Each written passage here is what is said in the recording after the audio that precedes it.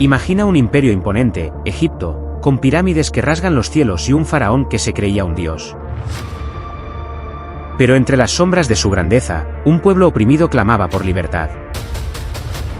Egipto no siempre fue una prisión para los israelitas. En sus inicios, llegaron como huéspedes bajo el amparo de José, el intérprete de sueños.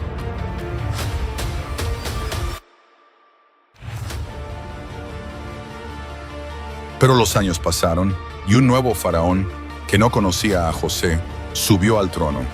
Temeroso de que los hebreos se multiplicaran y se rebelaran, los esclavizó, obligándolos a construir sus gloriosas ciudades. Pero aún así, los hebreos crecían en número y el faraón tomó una decisión escalofriante. Toda criatura varón recién nacida debía ser lanzada al Nilo. En medio de esta tragedia nació un niño especial. Su madre, desesperada por salvarlo, lo escondió durante 3 meses. Cuando ya no pudo más, tejió una cesta de juncos, la impermeabilizó y colocó al bebé en el Nilo.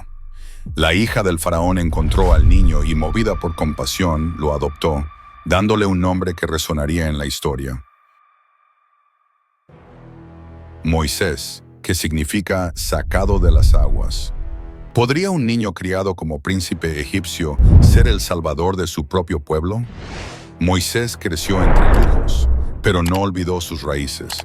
Un día, al ver a un egipcio golpeando a un hebreo, lo mató. Descubierto, huyó al desierto de Madián. Allí se convirtió en pastor, casándose con Séfora, la hija de un sacerdote. Todo parecía haber terminado para Moisés, hasta que, un día, mientras cuidaba ovejas, Moisés vio algo extraordinario: una zarza que ardía sin consumirse. Dios le habló desde el fuego, llamándolo a liberar a su pueblo de la esclavitud. Moisés, inseguro, preguntó: ¿quién soy yo para hacerlo? Dios le respondió: yo estaré contigo. Moisés, con su hermano Aarón como portavoz, desafió al faraón. Pero el corazón del faraón era terco, y Dios envió plaga tras plaga para demostrar su poder. Primera plaga: el agua convertida en sangre. Moisés golpeó las aguas del Nilo con su vara, y el río entero se transformó en sangre. Los peces murieron, el agua apestaba, y no había nada potable en todo Egipto. Este desastre se extendió a los estanques, canales y hasta los recipientes de madera y piedra. Los hechiceros egipcios lograron imitar el milagro, y el faraón endureció aún más su corazón. Segunda plaga: ranas. Dios instruyó a Moisés para que invocara una invasión de ranas. Estas criaturas salieron del Nilo en cantidades inimaginables.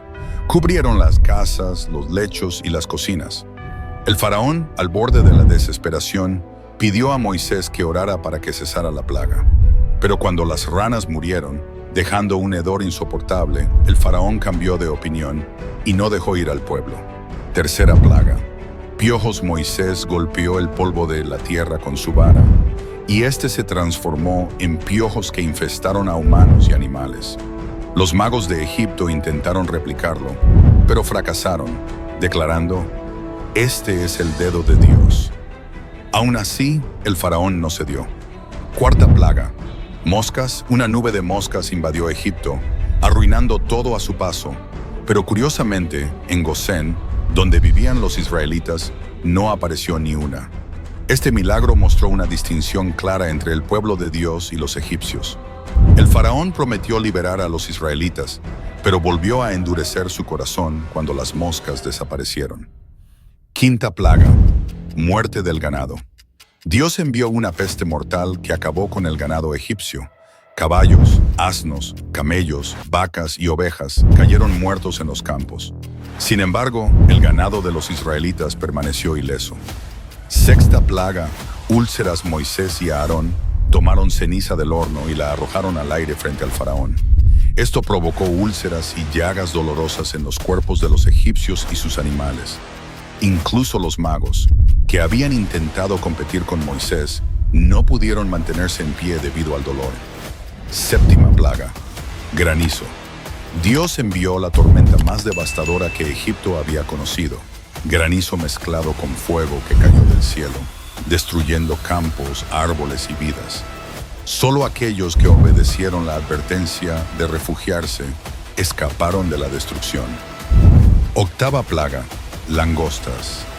Dios trajo un viento del este que trajo consigo una plaga de langostas que devoró todo lo que quedaba tras el granizo. Ningún árbol, planta ni hoja sobrevivió en Egipto. Novena plaga: oscuridad. Una oscuridad densa y tangible cubrió Egipto durante 3 días. No era una simple ausencia de luz, sino una oscuridad aterradora que paralizó al país. Sin embargo, los israelitas tenían luz en sus hogares. Décima plaga: muerte de los primogénitos. Finalmente, Dios anunció la plaga más devastadora: la muerte de todos los primogénitos de Egipto, desde el hijo del faraón hasta el del esclavo más humilde, e incluso los primogénitos de los animales. Dios instruyó a los israelitas a marcar los dinteles de sus casas con la sangre de un cordero. Esa noche, el ángel de la muerte pasó por Egipto, pero las casas marcadas fueron protegidas. Finalmente, el faraón cedió. El pueblo salió de Egipto en masa, cargando sus pertenencias y el sueño de libertad. Pero no había pasado mucho tiempo cuando el faraón se arrepintió y los persiguió con todo su ejército. El pueblo de Israel quedó atrapado entre el Mar Rojo y el ejército egipcio. ¿Qué harían ahora? Dios instruyó a Moisés que levantara su vara frente al mar. De repente, las aguas se dividieron, formando un camino seco con muros de agua a cada lado. Los israelitas cruzaron mientras los egipcios los perseguían. Pero cuando el ejército estaba en medio, las aguas volvieron a cerrarse, destruyendo a sus enemigos. Así, un pueblo esclavizado se convirtió en una nación libre, guiada por el poder de Dios. El relato de Moisés no termina aquí, pero este fue el inicio de una travesía llena de milagros y desafíos. Moisés no solo fue un líder, sino el instrumento de Dios para demostrar que incluso frente a los imperios más poderosos, la libertad y la fe siempre triunfarán. La liberación del pueblo de Israel y su paso por el Mar Rojo nos enseña que la verdadera libertad no es solo la ausencia de cadenas físicas, sino la liberación espiritual y emocional para caminar hacia un propósito mayor. Este evento refleja cómo la fe, la esperanza y la confianza en lo divino pueden abrir caminos incluso en los momentos más oscuros y aparentemente imposibles. También nos recuerda que la libertad no es solo un regalo, sino una responsabilidad. Implica unidad, gratitud y el compromiso de vivir de acuerdo con valores más elevados. Así como los israelitas celebraron su liberación, nosotros podemos reflexionar sobre la importancia de reconocer nuestras propias esclavitudes y trabajar por liberarnos, confiando en que los momentos de prueba pueden transformarse en oportunidades para crecer y trascender. ¿Y tú? ¿Qué harías si Dios te llamara para algo tan grande como liberar a un pueblo entero?